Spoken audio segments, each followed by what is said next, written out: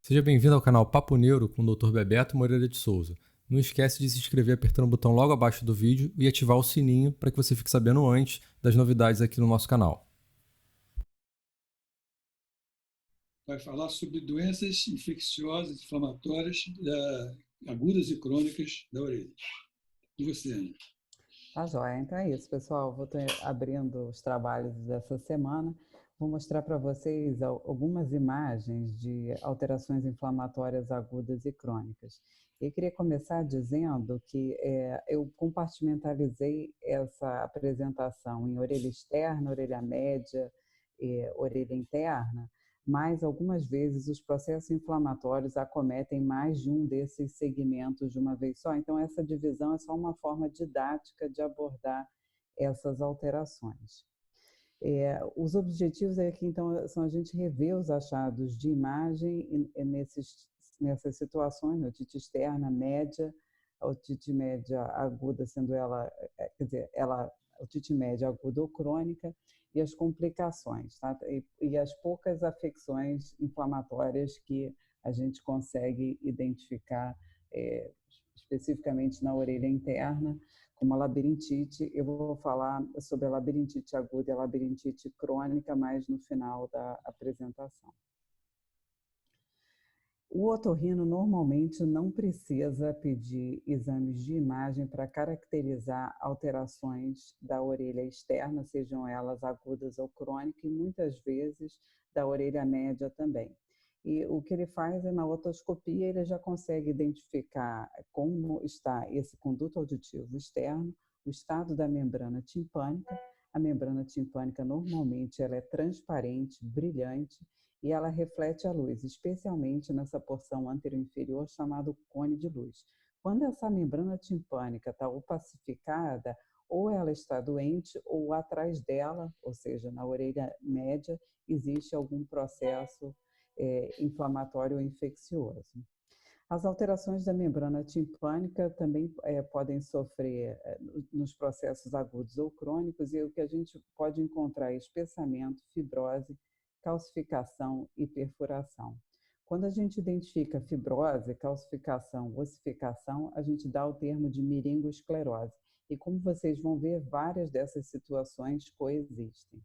Então, aqui é um quadro de alteração inflamatória aguda da membrana timpânica e do conduto auditivo externo. Raramente a gente vai ter afecções puras e simples da orelha externa ou da membrana timpânica, normalmente elas coexistem. Então, só aqui para mostrar o lado esquerdo, que é o normal da aparência do conduto auditivo externo, onde a gente não costuma ver mucosa na porção mais mesial do conduto auditivo.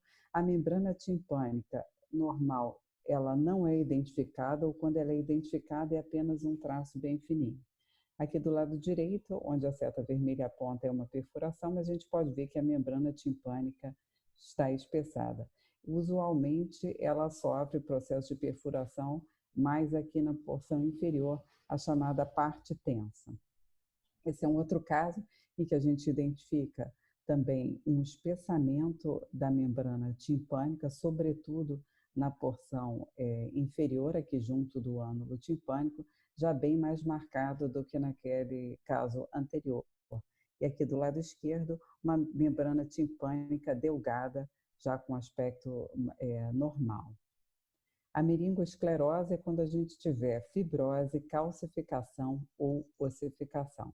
Esse é um caso que a gente vê que existem alterações bilateralmente, à esquerda um espessamento com uma perfuração e à direita o espessamento da membrana timpânica com focos de calcificação já bem grosseiros e até mesmo uma certa retração da membrana timpânica. Na otite externa, o que a gente pode encontrar? É um aumento das partes moles que revestem o conduto auditivo externo. Como eu já falei, o otorrino normalmente faz esse diagnóstico, ele vai colocar o otoscópio e vai identificar que as paredes desse conduto estão hiperemiadas, edemaciadas. Existem algumas situações em que essas alterações são tão pronunciadas que ele simplesmente não consegue introduzir o otoscópio devido às condições inflamatórias locais. O exame otoscópico nessas condições é extremamente doloroso, principalmente em crianças, tá? E ele vai pedir exames de imagem quando tiver suspeita de complicações ou quiser afastar alterações como colesteatoma e aneoplasia. Aqui é um caso de uma criança com otite externa aguda. As setas vermelhas mostram para esse espessamento das partes moles que revestem o conduto auditivo externo, tá? Que a gente consegue identificar também na janela óssea, bem como um aumento aqui das partes moles da região retro e pré-auricular, com um linfonodo aumentado. Então, a gente sabe que a gente está diante do quadro de uma otite externa aguda. A otite externa necrotizante, também dita maligna, é um estado muito importante que a gente tem que ter um alto índice de suspeição.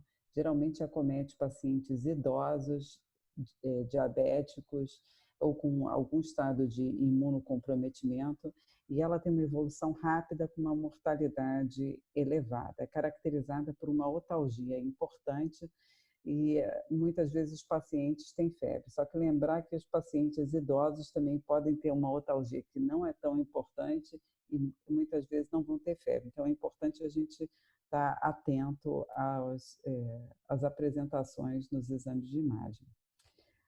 Essa afecção ela tem potencial de se disseminar para a base do crânio, seja para a fossa craniana média ou fossa craniana posterior, e algumas vezes pode levar a trombose de seios durais, formação de abscesso cerebral, empiema e meningite.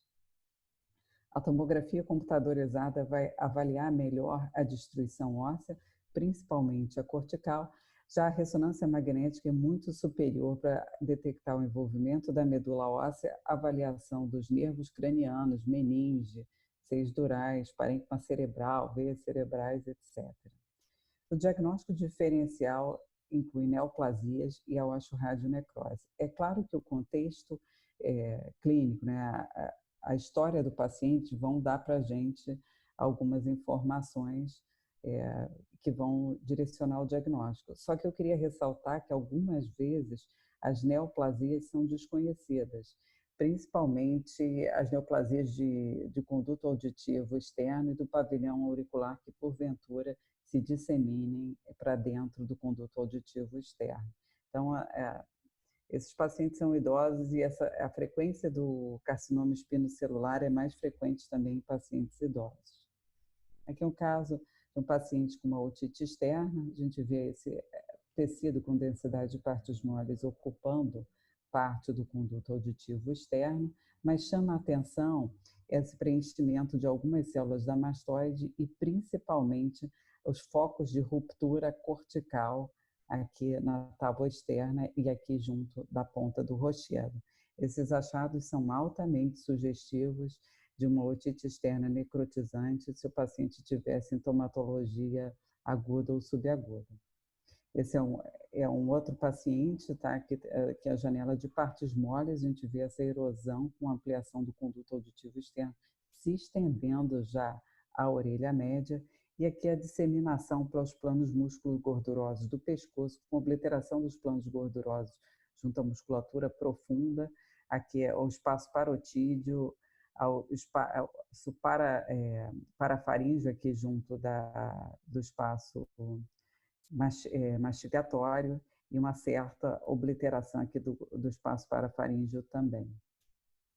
Esse é um caso da literatura em que a gente vê esse tecido que no T2 vai ter um sinal intermediário, não vai ser tão alto quanto de uma efusão simples, e vai haver uma impregnação intensa pelo meio de contraste, já nesses casos normalmente associada a uma disseminação para outros espaços do pescoço. Então, aqui nessa avaliação, nessa imagem no plano coronal, a gente vê que esse processo se estende também para dentro da orelha média, e aqui nessa imagem axial com contraste, que existe impregnação pelo meio de contraste de forma bem disseminada e importante aqui no espaço parafaríngeo junto ao espaço mastigatório, e aqui junto da parótida e junto ao espaço mastigatório por volta do ramo da mandíbula. Então, passando para as alterações crônicas, que às vezes elas se apresentam como um contínuo de uma alteração inflamatória aguda.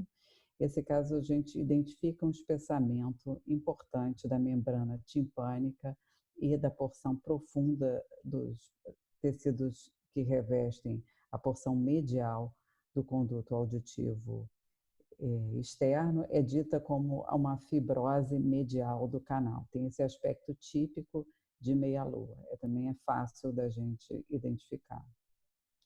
Aqui é um caso de otite externa crônica em que se identifica uma reação periosteal importante, né, nesse conduto auditivo externo. E como eu vou mostrar para vocês alguns diagnósticos diferenciais, vocês vão ver que o fato da gente identificar essa alteração como sendo uma proliferação óssea leva a gente a pensar num diagnóstico de otite externa crônica.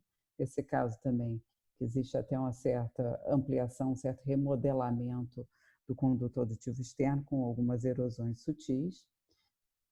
Tá? Aqui é um caso onde existe uma otite externa fibrosa, com esse aumento aqui das partes moles que revestem o conduto e com esse foco de calcificação e ossificação junto da membrana timpânica.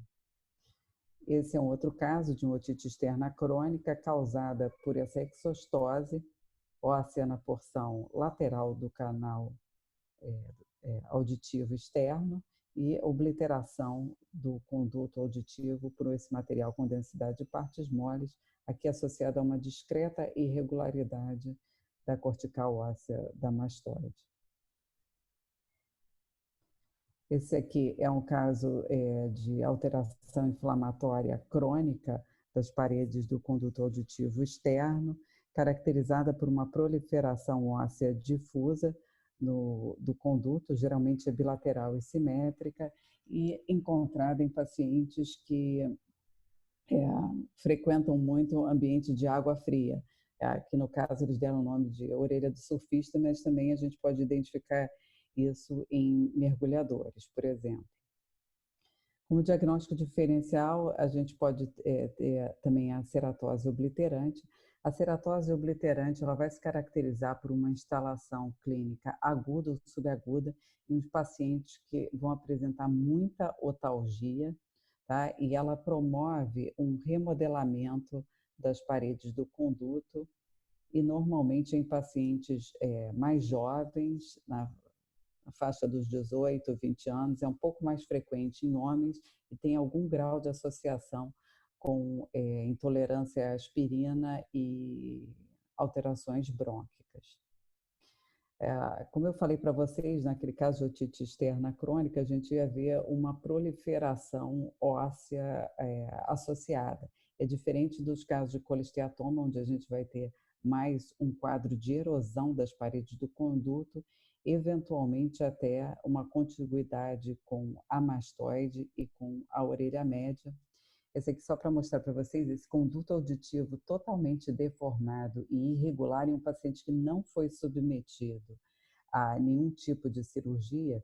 A gente identifica também aqui no transversal que existe uma solução de continuidade da mastoide. A gente infere que esse paciente possa ter tido um colesteatoma de orelha externa e esse colesteatoma tenha se autoesvaziado, tá? Então, quando a gente vê uma alteração aqui desse tipo, é importante checar se o paciente teve alguma cirurgia e se ele não tiver tido, é muito possível que ele tenha tido uma alteração inflamatória, possivelmente associada ao colesteatoma, e isso tenha se resolvido espontaneamente.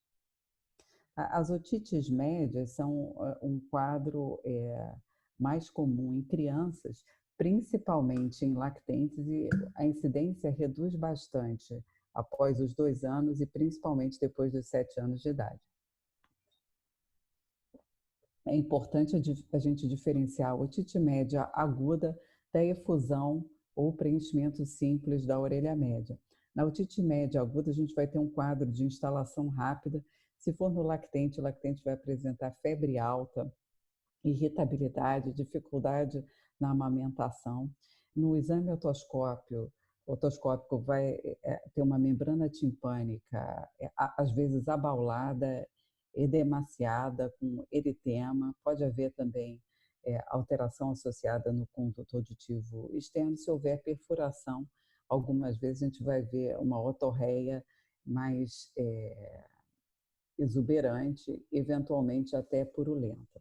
Já na efusão ou preenchimento simples, num exame de rotina, numa consulta de puericultura, o pediatra vai lá, coloca o otoscópio e pode ver só um abaulamento da membrana timpânica, que vai se manter translúcida, e vai se inferir que ali tenha uma efusão na orelha média. Esse paciente normalmente não tem sintomatologia. Queria falar para vocês que a gente pode achar a presença de efusão simples em exames de tomografia e ressonância magnética com alguma frequência, principalmente em pacientes pediátricos. E quanto mais jovem a criança, mais chance de apresentar esse tipo de efusão sem que isso tenha qualquer significado clínico.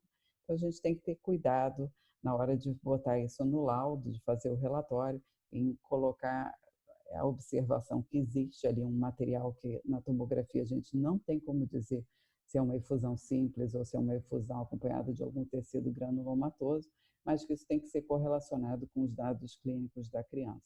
A ressonância magnética, por outro lado, a gente tem melhores condições de caracterizar esse tipo de alteração, se é uma alteração totalmente fluida ou se tem um componente proteináceo elevado.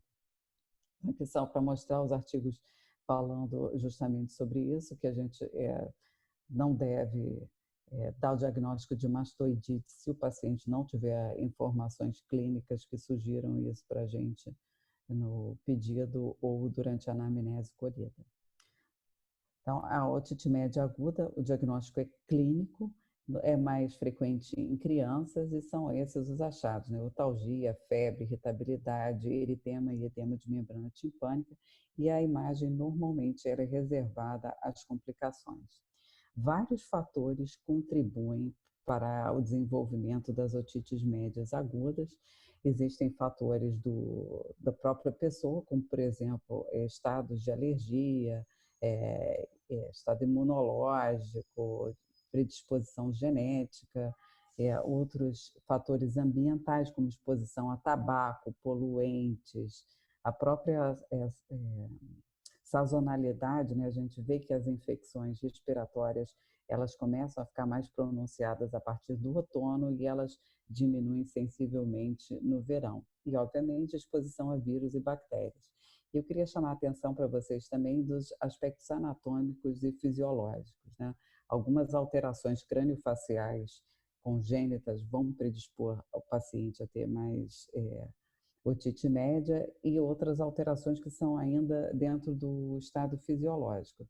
E aqui a gente vê sobre a posição da tuba auditiva, que no recém-nascido ela vai estar horizontalizada, o orifício de drenagem da tuba auditiva na nasofaringe vai estar praticamente no nível da orelha média, enquanto que no adulto, com o crescimento da face, a tuba auditiva vai se alongando e vai ficando com o seu orifício de drenagem mais inferior. E a tuba auditiva ela tem um papel muito importante no equilíbrio da pressão dentro da orelha média e também na drenagem das secreções que são provenientes da orelha média.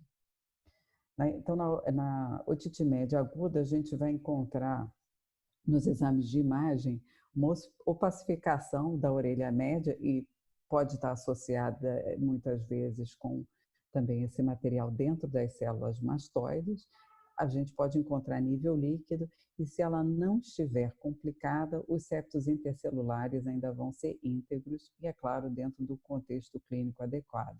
A gente vê aqui no plano coronal e no plano axial esse material com densidade de partes moles preenchendo células mastoides, parte da caixa timpânica, e chama a atenção que os septos intercelulares da mastoide têm aspecto absolutamente preservado. Então, essa é uma otite média aguda, não complicada.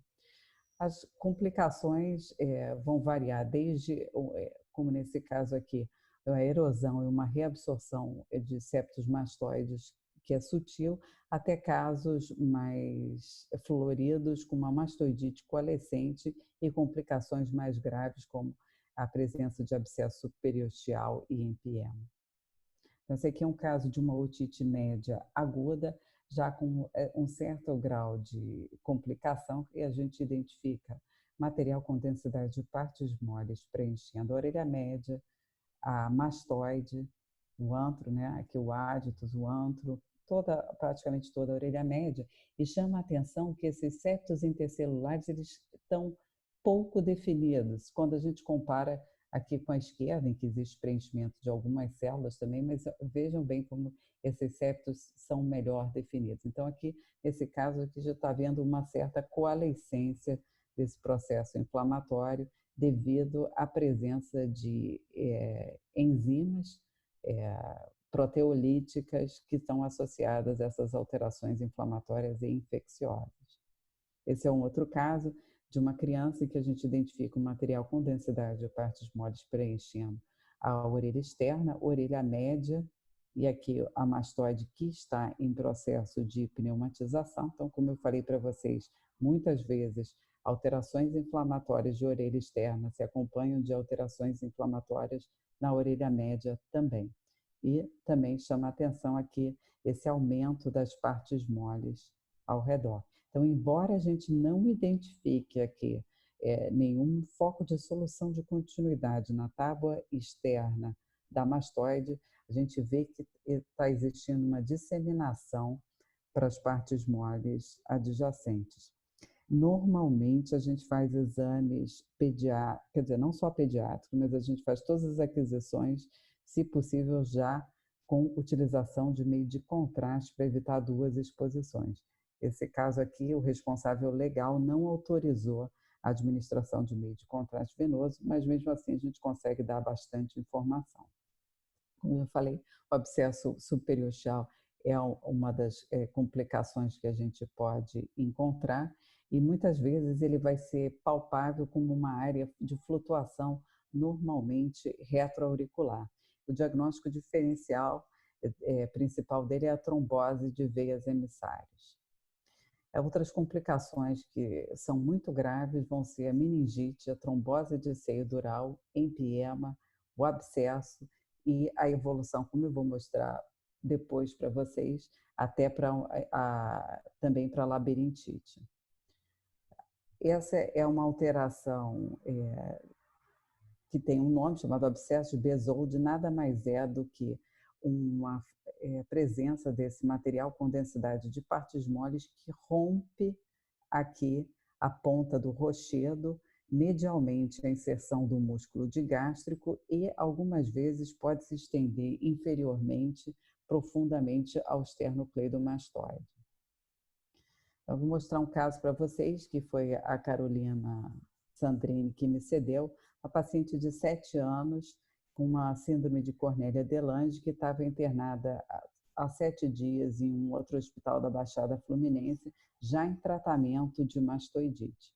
E essa criança foi para o Hospital Federal da Lagoa fazer um exame porque ela estava evoluindo mal, uma criança que não se comunicava adequadamente, e o que a gente vê aqui é uma alteração bastante importante da mastoide, um preenchimento completo da mesma por material com densidade de partes moles, uma rarefação óssea importante com focos de ruptura da cortical, tanto no axial quanto no coronal, e chama a atenção que aqui a gente tem um aumento das partes moles. Quando a gente coloca na janela de partes moles, vê a extensão desse acometimento, com abscesso subperiosteal, aqui um empiema junto do seio transverso, e que esse abscesso bem grande nessa criança e que se estendia com um fleimão mais inferiormente. Esse é um paciente que chegou numa unidade da gente, uma clínica, um exame marcado, ambulatorial, com queixa de cefaleia e há uma semana e alteração do nível de consciência, mas não muito, o paciente chegou andando.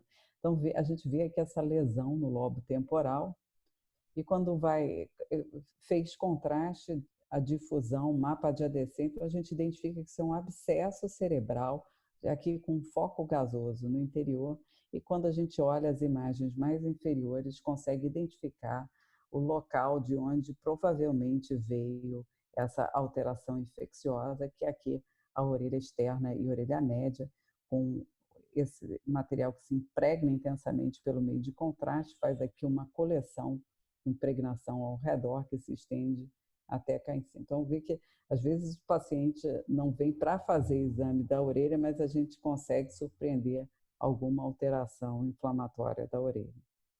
Outras complicações podem ser trombose cerebral, empiema, abscesso, meningite. Esse é um caso da literatura em que a gente vê a impregnação ao longo aqui do seio cavernoso e da meninge com a formação de uma coleção, um outro abscesso cerebral e aqui uma subependimite, né, junto do epêndima do ventrículo lateral. Bom, agora eu vou começar a falar também de um outro tipo especial de complicação, que é a apsite petrosa, que também é um tipo de mastoidite coalescente, onde a gente pode encontrar debris dentro das células do ápice petroso e a lise de septos ósseos. Aqui nessa região se impõem alguns diagnósticos diferenciais que a gente vai ver ao longo da apresentação.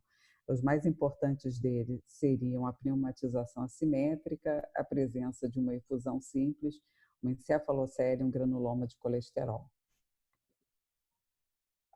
A apsite petrosa é um quadro inflamatório infeccioso bastante grave e pode vir a acometer vasos, como a artéria carótida interna, seios venosos, o próprio encéfalo e até a extensão externa para a nasofaringe. As complicações mais graves e temidas são a trombose de seios venosos, o abscesso e o empiema. Esse é um caso da literatura em que a gente vê que a criança, a gente vê aqui que não está fusionada a junção petroclival, à direita um ápice petroso aerado normal com a cortical preservada e à esquerda aqui o preenchimento dessas células por material com densidade de partes moles com focos sutis de erosão cortical. A orelha média e o restante da mastoide também são acometidos. No T2, esse material vai ter um sinal intermediário, né? E quando é feita a difusão, vê ali um foco de difusão restrita. Na injeção do meio de contraste, essa área fica caracterizada como um abscesso, porque tem aqui uma impregnação importante na periferia. Essa impregnação se estendeu ao longo aqui do seio cavernoso e da meninge, também para a meninge que recobria aqui o sétimo e oitavo nervos na cisterna do ângulo ponto cerebelar e parte da mastoide. Aqui é um fluxograma que eu achei muito interessante para a gente avaliar as lesões do ápice petroso, tomando um efeito de partida, ponto de partida, se existe primariamente destruição, expansão ou nenhum desses, e aí vai restringindo o diagnóstico diferencial. Aqui é um caso de uma pneumatização assimétrica, a esquerda está pneumatizada e a direita não está. Na tomografia isso é muito fácil da gente identificar e não traz nenhuma dúvida, mas na ressonância magnética a gente pode ficar na dúvida pela diferença do sinal de um lado e de outro, e aí o ideal seria a gente sugerir que esse paciente fizesse uma tomografia para complementar. Esse é um caso da gente em que vimos aqui uma lesão expansiva centrada no ápice petroso da mastoide, relativamente bem delimitada, mas com uns foquinhos de erosão, e a gente ficou cabreiro de achar se isso era uma meningocele ou não, mas pegamos no arquivo do paciente as imagens de ressonância magnética e a gente viu que se tratava de uma meningocele. Esse é um exame que a paciente fez depois outros de controle, não para essa alteração, mas é uma lesão uma alteração que se mantém estável ao longo do tempo, a gente não tem nenhuma dúvida de que isso é uma meningocele. Esse é um caso em que gera um pouco de dúvida. Por quê? Nitidamente, esse ápice petroso direito está pneumatizado, mas a cortical está íntegra, embora esteja um pouco irregularmente espessada e exista uma certa coalescência, um certo aspecto grosseiro. Mas como o paciente não tinha sintomas para apsite petrosa, nós só descrevemos essas alterações e sugerimos depois um acompanhamento. O paciente não voltou, então não sei dizer se isso aqui era algum tipo de alteração inflamatória ou não, mas enfim, a gente tem que ficar atento, nem sempre a gente vai poder dar todas as respostas. Então, um dos principais diagnósticos também é o granuloma de colesterol, e a principal característica deles é que eles têm um hipersinal no T1 e que não vai suprimir com a supressão de gordura, e podem apresentar um discreto realce ao redor. O granuloma de colesterol vai ocorrer quando existe um sangramento para dentro ali do ápice petroso, e aí os produtos de degradação da hemoglobina vão ter diferentes características no T1 e no T2 e com a evolução temporal. É o caso de um paciente que tinha uma lesão do ápice petroso aqui próxima do canal carotídeo. O aspecto na tomografia de uma lesão é bem delimitada. E aí, na ressonância magnética, aqui um T1 sem supressão de gordura, e para vocês verem a medula óssea aqui do clivus, então tem um sinal moderadamente hiperintenso, mas no T1 com supressão de gordura, ela persiste com esse hipersinal. No T2 tem um sinal heterogêneo com focos de sinal reduzido, e na administração do meio de contraste a gente vê que existe um discreto realce periférico. Essa é uma imagem com subtração. A apsite petrosa também pode evoluir com síndrome de Gradenigo, que é a presença de paresia ou paralisia do nervo abducente, ou sexto par, com dor retroocular, que é o comprometimento do quinto nervo craniano. Pode ocorrer também acometimento de outros nervos cranianos, como, por exemplo, o facial e até o terceiro e quarto nervos, tá? Quando é que suspeita disso? Um paciente com vigência de uma alteração inflamatória da mastoide que venha a apresentar sintomas de comprometimento de nervos cranianos. Essa é uma imagem da literatura, em que a gente vê aqui um material com sinal elevado no T2, uma alteração de sinal no seio sigmoide compatível com trombose, impregnação aqui do ápice petroso da mastoide, e aí eu coloquei colorido o eixo dos olhos, para vocês poderem ver que o eixo do olho direito está desviado para o nariz, né? Existe uma alteração nasal por paresia do sexto par, que é o abducente, que é aquele que faz o olho desviar para fora. Então, quando ele está... existe uma paresia, uma paralisia, o reto medial vai exercer um efeito maior e vai fazer com que exista um estrabismo convergente. Vou passar agora para a otite média crônica, que também é um diagnóstico clínico, que o otorrino faz com o exame clínico e com a história. Normalmente é uma alteração secundária à disfunção da tuba auditiva. E a imagem, ela não é usada de rotina, mas é sempre usada na suspeita de complicações ou quando esse paciente pode ser considerado candidato para um procedimento cirúrgico. O que vai ser observado na otite média crônica também? Uma efusão na orelha média, eventualmente um tecido de granulação dentro da orelha média e na membrana timpânica, inclusive, às vezes, granuloma de colesterol. Alguns casos podem ser acompanhados de atelectasia da orelha média, alterações ossiculares, como erosão ou fixação, ou ambos, perfurações de membrana timpânica e outras formas de meningite, né? E alguns deles podem estar relacionados à presença de um colesteatoma adquirido, também dito secundário, tá? Porque é um colesteatoma secundário a essas alterações inflamatórias crônicas.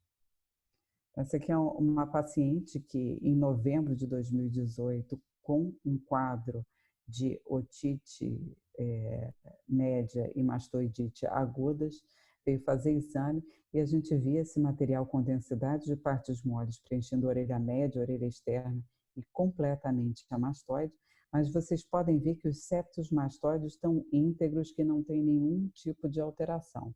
E eu não sei por que resolveram fazer um controle por imagem 2 meses depois, e a gente vê que a orelha média dela está praticamente liberada de secreções, existe um discreto espessamento da membrana timpânica, parte do conteúdo das células mastoides foi reabsorvido, mas outra parte persiste, e vocês veem que existe uma certa esclerose desses septos. Então, foi uma alteração inflamatória que evoluiu para alterações crônicas.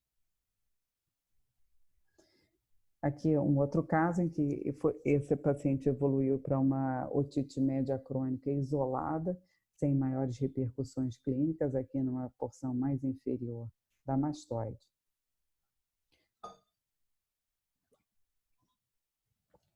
Esse é um caso que o paciente evoluiu para a atelectasia da orelha média. E como é que isso ocorre? Essa tuba auditiva disfuncional, ela perde a capacidade de manter a pressão dentro da caixa timpânica e vai fazer, e aí às vezes esse processo inflamatório que aí existe não vai ter a sua via de escoação natural pela tuba auditiva e vai se formar um efeito de pressão negativa que ao longo do tempo vai fazer com que essa caixa timpânica e a mastoide sofram um processo de retração. Então é isso que a gente vê, essa ocupação aqui das células mastoides, da caixa timpânica e das células mastoides por material com densidade de partes moles, associada a uma discreta retração da membrana timpânica e uma redução do volume da caixa timpânica. A maior parte desses pacientes vai apresentar também algum grau de esclerose dessa mastoide, porque normalmente esse é um processo que se inicia ainda quando a mastoide está em fase de desenvolvimento, e esse processo inflamatório crônico vai impedir também que essas células da mastoide se aerem de forma satisfatória. A otite média adesiva, o que vai ocorrer é quando vai ter um espessamento da membrana timpânica associado a esse material com densidade de partes moles, e essa membrana vai se retrair junto aos ossículos e aqui junto ao promontório. Então, tomar cuidado para não chamar isso de perfuração da membrana timpânica. Isso aqui é uma atelectasia da orelha média. Aqui um quadro de tímpano-esclerose, a gente vai chamar de esclerose sempre que a gente identificar um material que sugira calcificação ou ossificação dentro da caixa timpânica, por isso tímpano-esclerose. Então a gente vê aqui esse material heterogêneo com focos de calcificação preenchendo aqui parte da orelha média, determinando até um deslocamento lateral da cadeia ossicular. As alterações aqui do lado esquerdo, apenas alterações mais discretas de membrana timpânica. Como a gente vê, essa também é uma mastoide pouco pneumatizada, né? Uma mastoide hipopneumatizada. A fixação ossicular, como a gente vê aqui, uma calcificação no ligamento malear anterior. E as alterações ossiculares mais frequentes que a gente vai ver, elas são relacionadas à erosão ossicular e que algumas vezes podem ser discretas. Quando o técnico, por acaso, mandar as duas orelhas separadas, a gente tem que ter o cuidado de ampliar da mesma maneira as imagens e deixar a janela igual, com o mesmo centro e a mesma amplitude, para a gente poder acessar essas alterações visualmente. Então, aqui me chamou a atenção que do lado onde a gente tem esse tecido todo com densidade de partes moles preenchendo aqui a orelha média e o antro da mastoide, eu achei também que essa cadeia ossicular não estava com a densidade igual a do lado esquerdo, um lado mais saudável. Deixa eu só mostrar uma variação anatômica para vocês aqui, que é a procedência do seio sigmoide. A gente vê que ele está indo um pouco mais à frente que o outro lado e muitas vezes associado a afilamento cortical. E aí a gente pega e inverte essa janela, e eu acho essa janela invertida super bacana para a gente conseguir identificar essas alterações mais discretas, e aqui a gente consegue ver que existe uma certa hipodensidade da bigorna e da cabeça do martelo quando comparada ao lado contralateral. Esse aqui é um outro caso em que a gente vê aqui do lado direito o estribo com a configuração dele habitual, ou seja, ele é um pouquinho difícil da gente ver, e apesar dele ser um osso, ele parece ser feito de partes moles, essa é a sensação visual que a gente tem. E aqui desse outro lado, um estribo que a gente está vendo bem demais, né?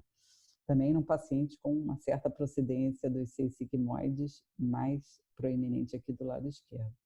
Que aí a janela invertida dá para a gente essa sensação. Então, aqui do lado direito a gente tem um estribo normal e do lado esquerdo um estribo esclerótico. Toda vez que a gente identificar um estribo mais esclerótico, provavelmente esse estribo ele já sofreu alterações inflamatórias crônicas. Isso aí como se fosse uma alteração residual, uma cicatriz desse processo inflamatório. Então, a minha dica para vocês, tanto para ver alterações ósseas no colesteatoma, nas otites e nas otoespongioses, usem com frequência essa janela invertida, ela já me salvou assim 1 milhão de vezes. Bom, falar agora da labirintite, né?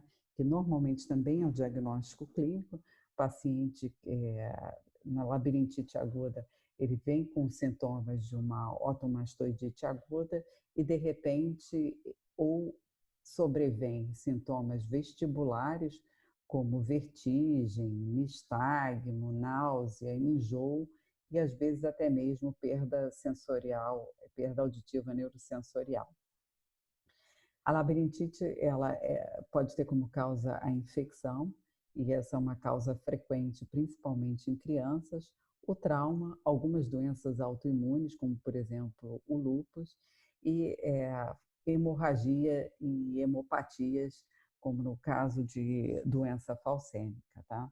O diagnóstico normalmente é clínico. Quando essa labirintite é unilateral, fala mais a favor de uma origem otogênica, ou seja, uma infecção na orelha, na mastoide. Quando a labirintite é bilateral, mais frequentemente ela é por conta de uma doença encefálica mais florida, como é o caso de uma meningite. Esse é um caso de um paciente, a gente vê aqui uma alteração de sinal na cóclea esquerda, né, com um hipersinal aqui no T1, diferente do habitualmente encontrado, que é esse sinal mais intermediário, um discreto hipersinal também aqui no vestíbulo, e parte dos canais semicirculares a gente nem identifica, achado esse que a gente consegue demonstrar melhor nas sequências fortemente ponderadas em T2.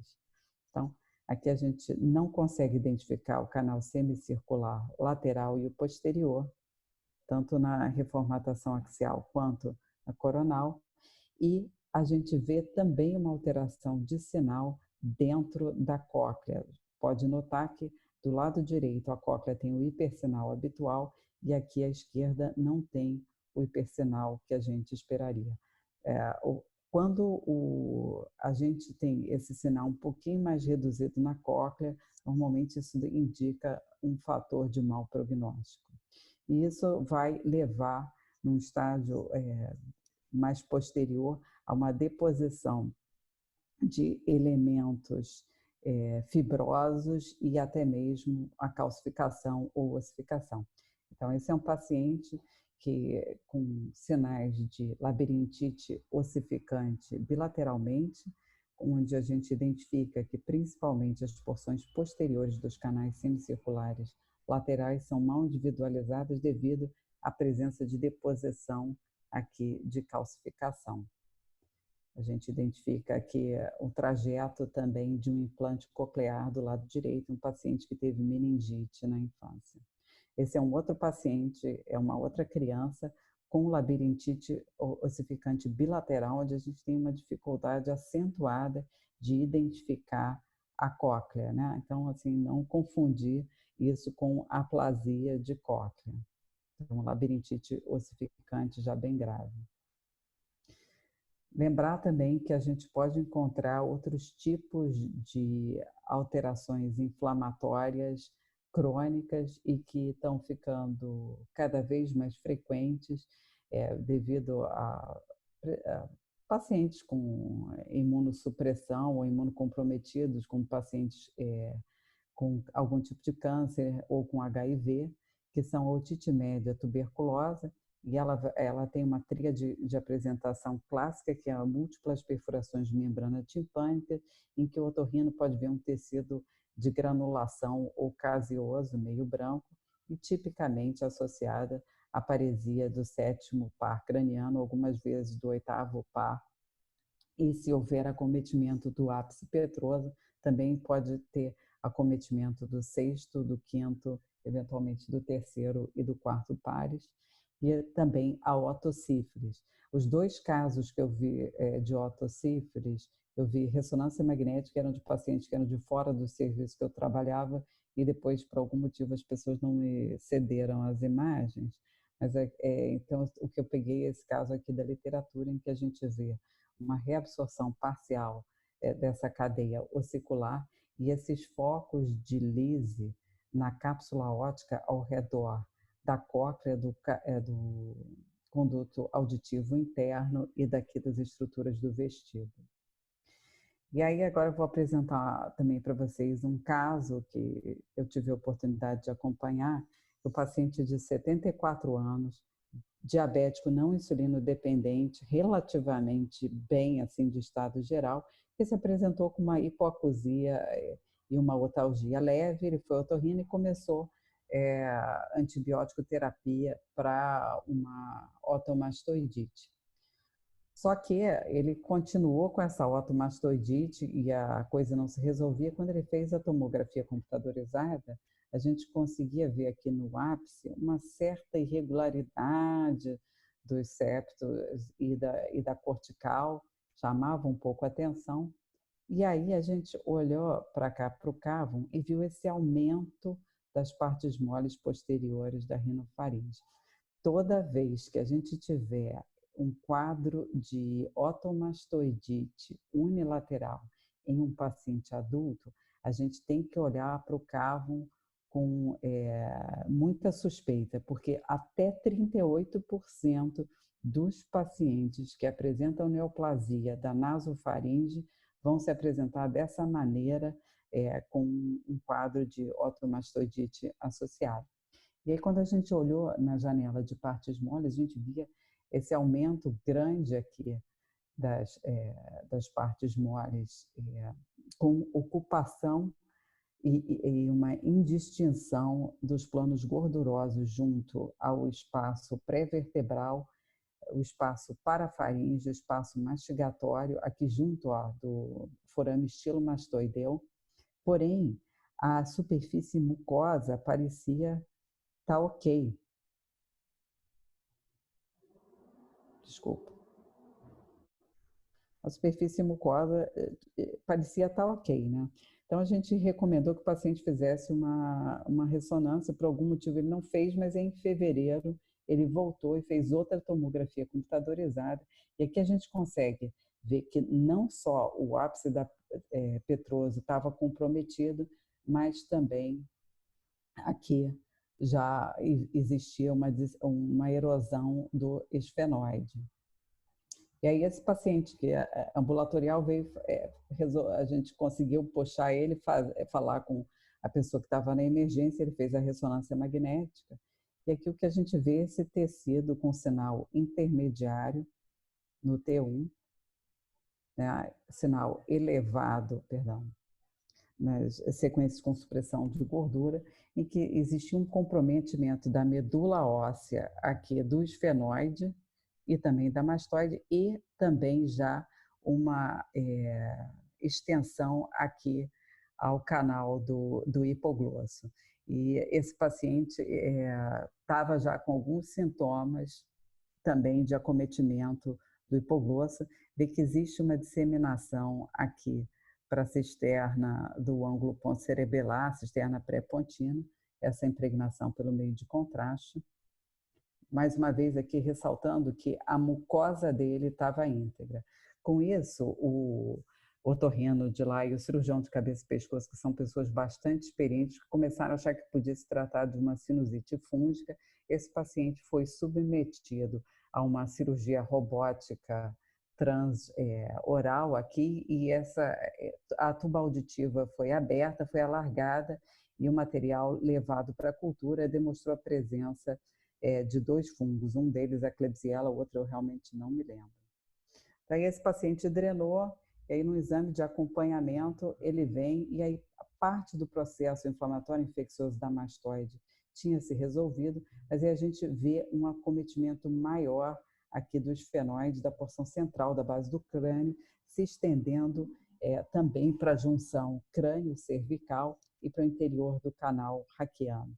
Eu fui olhar as radiografias desse paciente, a tomografia, e vi que esse paciente tinha alterações compatíveis com DISH, né? Aquela diffuse idiopathic hyperostosis. Bom, ele continua em tratamento, e quando ele volta em outubro, aqui a gente vê que a mastoide esquerda está parcialmente resolvida, mas aí tem já alteração na mastoide direita, com comprometimento aqui do cávum do lado direito, da orelha média. E aí esse paciente vem para um outro exame, esse é o último que a gente tem, a tomografia computadorizada, aqui mostrando esse material captante de contraste junto do forame estilomastoideu, um certo borramento aqui junto da musculatura cervical posterior, de ver que esse tecido mantém as características dos exames anteriores, aqui com uma impregnação irregular pelo meio de contraste, e essa extensão posterior que eu falei para vocês aqui do compartimento cervical posterior, mostrando a dificuldade que é se tratar a sinusite fúngica, mesmo com antibiótico terapia venosa.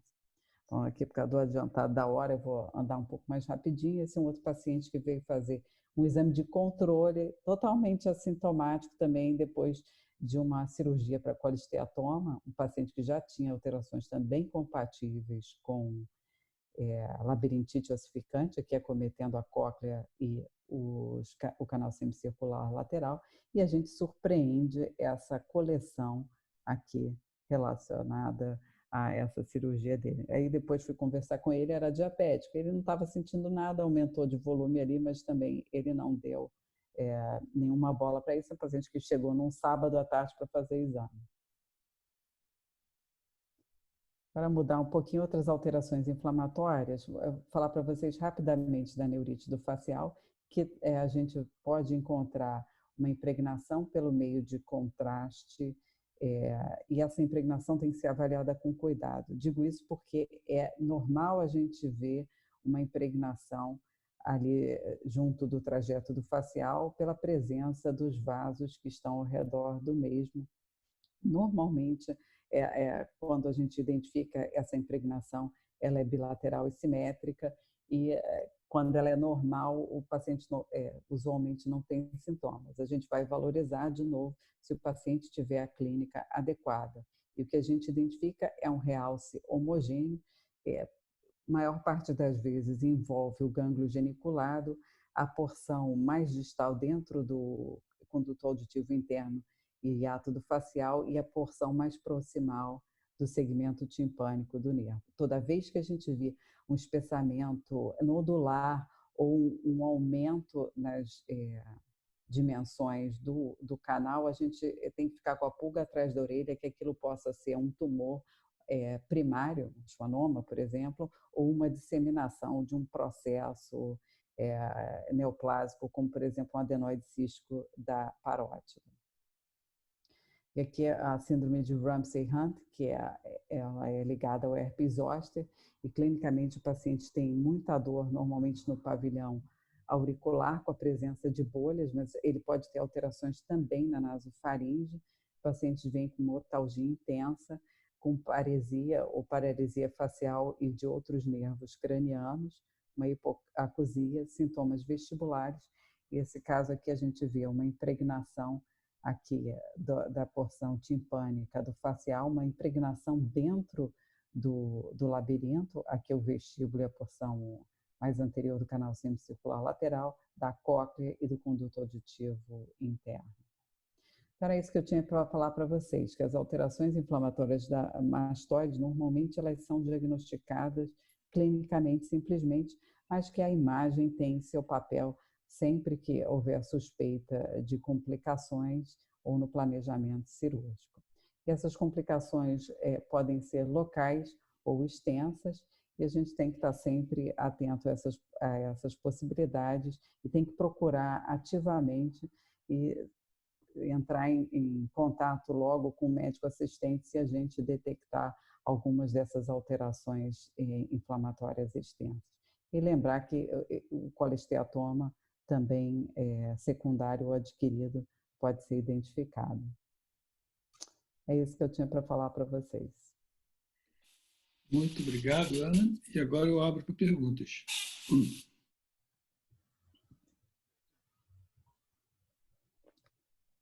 Vamos lá, gente. Não faça a cerimônia. Bom, se ninguém tem pergunta, eu queria deixar aquele ponto da gente não chamar de mastoidite aquilo que é efusão simplesmente, né? Eu acho que esse é um dos pontos mais importantes aqui dessa apresentação. E que essas alterações inflamatórias são relativamente frequentes na prática clínica da gente, né? Essa observação sua que a gente usa, às vezes, impunemente o termo mastoidite, com pequenas coleções nas células mastóides, você usa o termo mastoidite, né? A mastoidite você tem que ter destruição de septo, tem que ter um quadro inflamatório e a clínica do paciente, né? Sim. Tá ótimo. E aí eu também queria falar que, assim, sempre para a gente poder avaliar as estruturas, né, é muito importante a gente colocar as imagens naqueles planos ortogonais, digamos, entre aspas, perfeitos, né, que eu mostrei na apresentação daquela outra que eu fiz, para a gente poder avaliar com segurança a integridade das estruturas, principalmente os ossículos e a orelha interna. Ok, gente, ninguém mais tem pergunta. Ana, meus parabéns, essa apresentação foi super detalhada, você mostrou coisas assim, bem finas, né? Alterações finas e formulou muito bem os conceitos de cada condição. Muito obrigado a você e você vai voltar, né? Você vai Vou. voltar. A gente pode combinar, falar sobre otospongiose, colesteatoma. Nós vamos combinando, quando você estiver disponível, é só avisar para a gente. Tá jóia, então. Beleza, gente. Ok, querida. Muito obrigado. Tchau, tchau. Boa semana para todos. Você também.